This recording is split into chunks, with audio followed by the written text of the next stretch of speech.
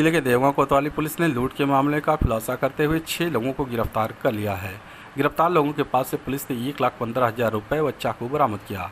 Police line में आयोजित press वार्ता के दौरान एसपी सिटी शैलेंद्र लाल ने बताया कि तरवा थाना क्षेत्र के मुरारपुर गांव निवासी राजकुमार सिंह ने देवगांव थाने में तहरीर के माध्यम से अवगत कराया था कि ब्रिजभान नामक व्यक्ति द्वारा पैसा देकर बांटने की बात कही गई और 1 लाख पर 1,000 कमीशन देने की बात कही गई थी।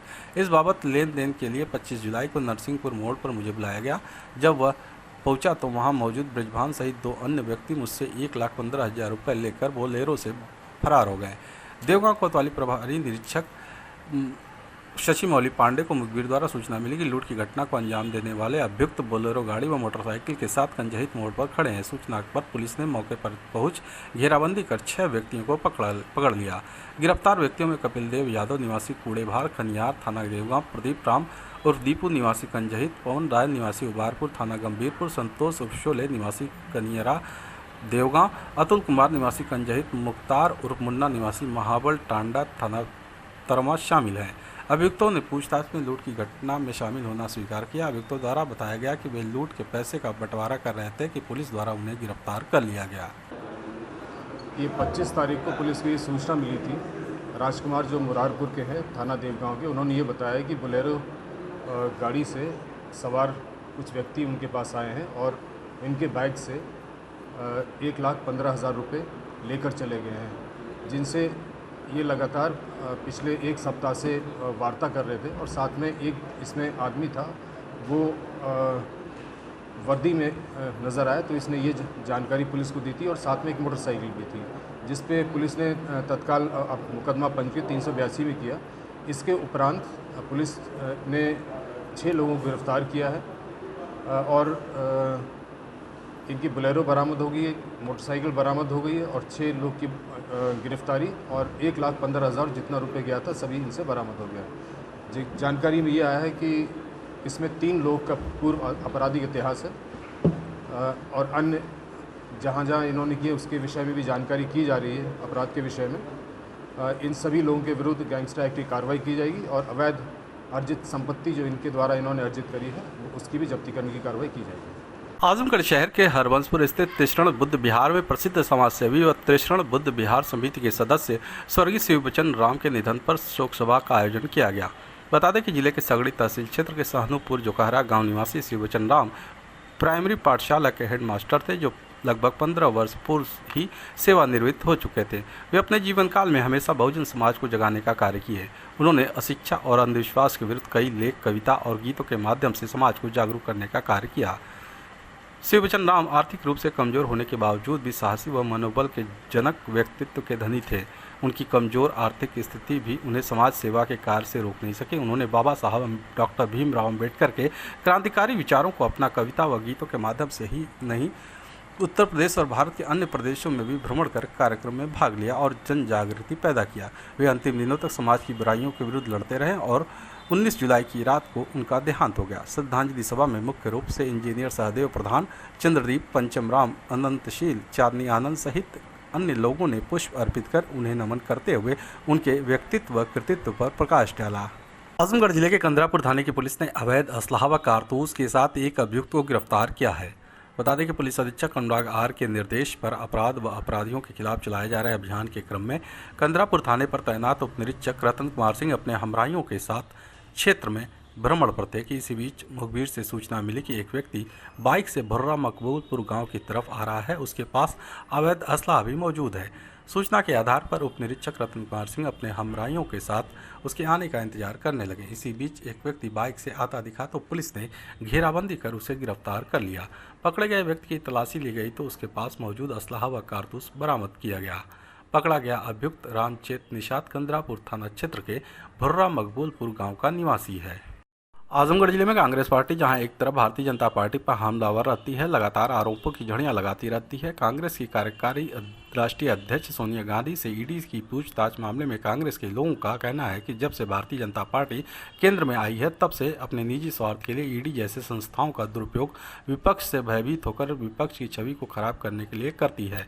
तो वहीं दूसरी तरफ भारतीय जनता पार्टी के विधानसभा प्रत्याशियों ने कांग्रेस पार्टी पर पलटवार करते हुए सदर प्रत्याशी अखिलेश मिश्रा गुड्डू ने कहा कि भारतीय जनता पार्टी कहीं डरती नहीं है। कांग्रेस पार्टी का कोई भी अस्तित्व बचा नहीं है। वह इस समय अपने अंतिम स्थिति में वेंटिलेटर पर है और जब कोई मुद्दा बचा नहीं हो तो बार बार आरोप लगा रही है, जबकि उनका अपना तो कुछ बताने के लिए है नहीं। इसलिए ईडी से लेकर सीबीआई जांच तक की राग अलाप रही है। वहीं गोपालपुर प्रत्याशी सत्येंद्र राय ने कहा कि कांग्रेस पार्टी को इस समय ऑक्सीजन सिलेंडर की आवश्यकता है। कांग्रेस ने जो बोया है वह पाया है। रहा सवाल ईडी के दुरुपयोग का, तो कानून अपना कार्य कर रहा है। योगी मोदी की जो जीरो टॉलरेंस की नीति है वह लगातार चल रही है। देखिए, भारतीय जनता पार्टी कहीं डरती नहीं है और कांग्रेस मतलब जिसका कोई अब अस्तित्व ही नहीं बचा है हमें लगता है। और ख़ास करके कांग्रेस पार्टी इस समय वेंटिलेटर पे है और उसके अंतिम स्थिति में है। तो कोई मुद्दा बचा नहीं तो बार बार वो आरोप लगाएगी कि भारतीय जनता पार्टी ये कर रही है, वो कर रही है। उनका अपना तो कुछ बताने के लिए है नहीं, इसलिए बार बार वो इस ईडी से लेके सीबीआई और सबकी राग अलापते हैं।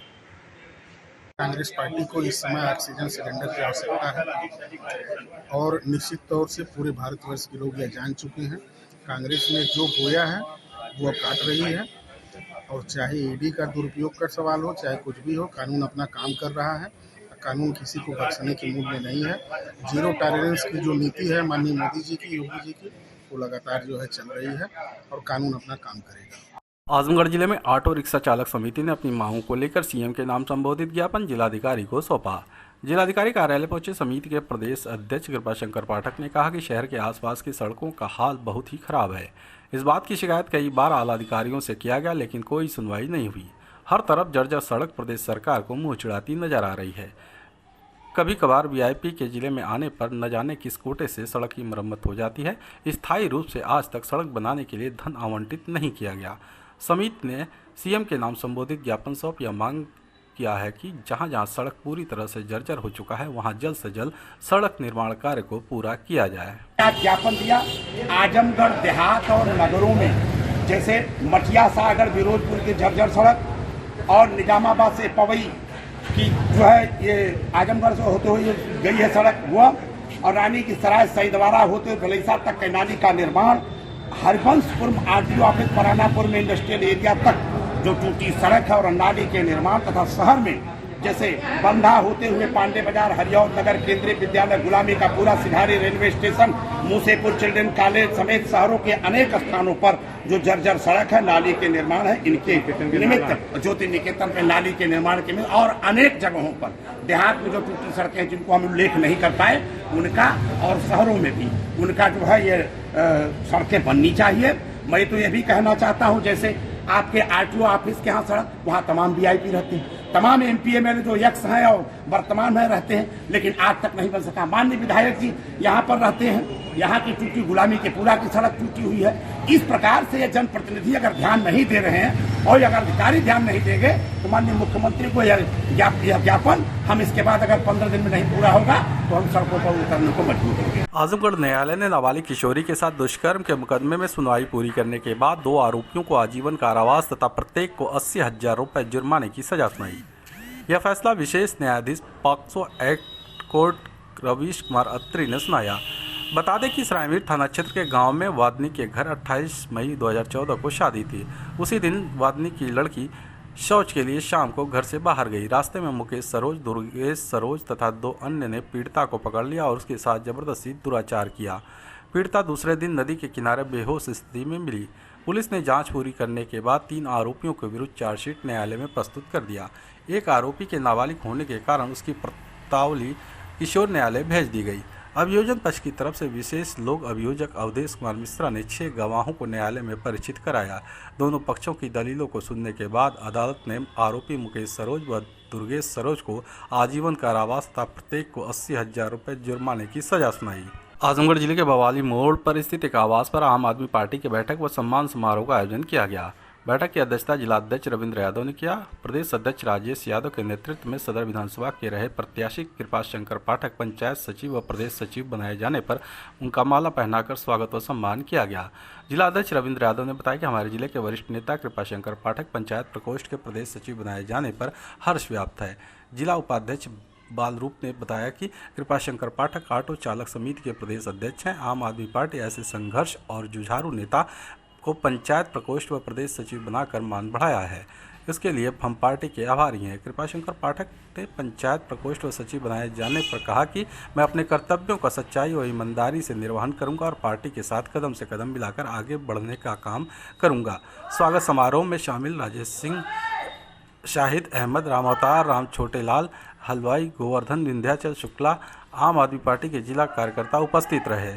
जो जिम्मेदारी पार्टी की तरफ से दी जा रही है, इन सभी जिम्मेदारियों को बाखूबी आज जिस तरह से समाज में एक तरफ पूरे समाज को, पूरे भारत को गरीबी की तरफ, महंगाई की तरफ, बेरोजगारी की तरफ अनेक समस्याएं हैं, ये सरकार ढकेल रही है।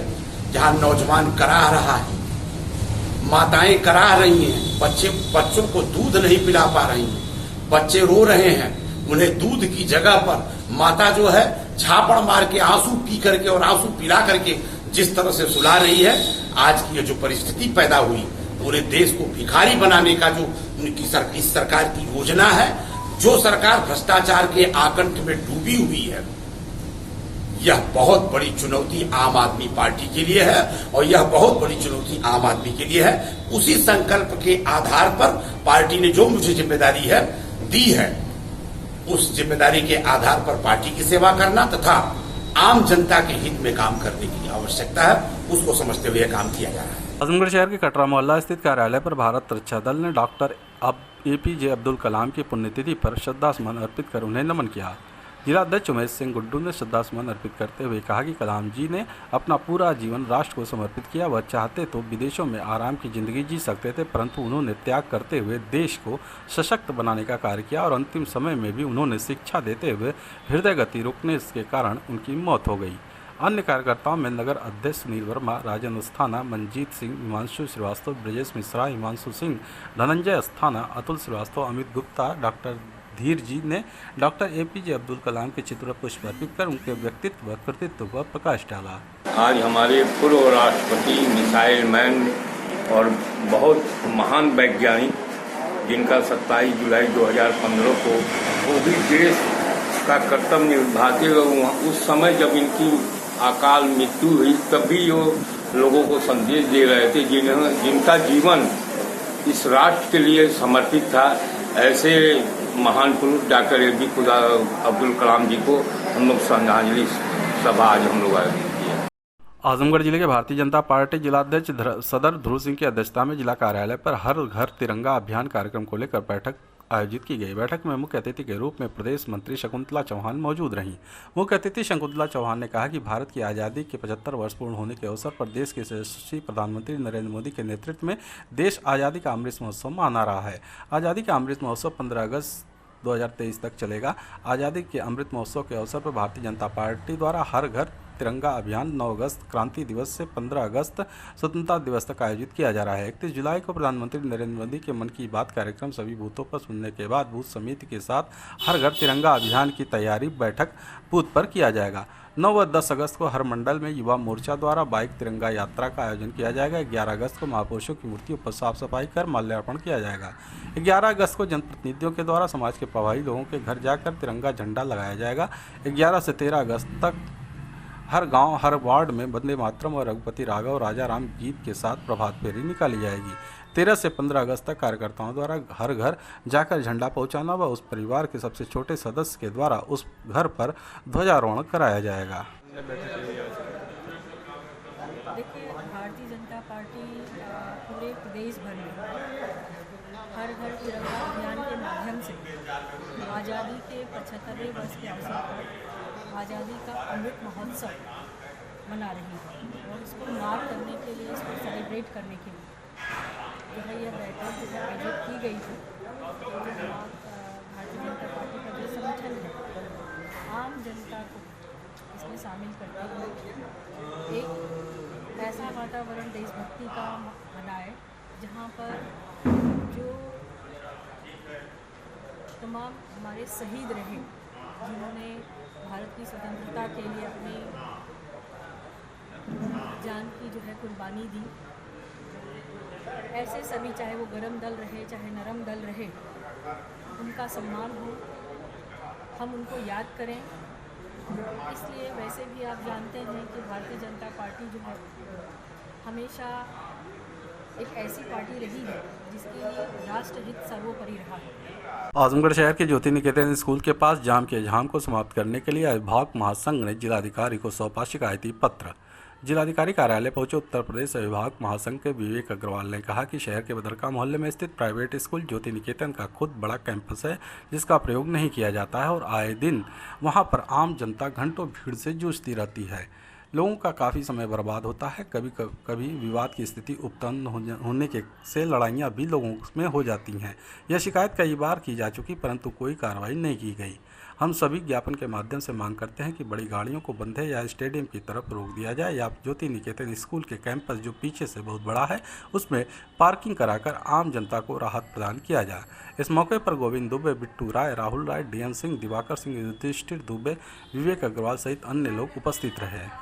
और आज हम लोगों ने जिलाधिकारी महोदय को एक ज्ञापन दिया है।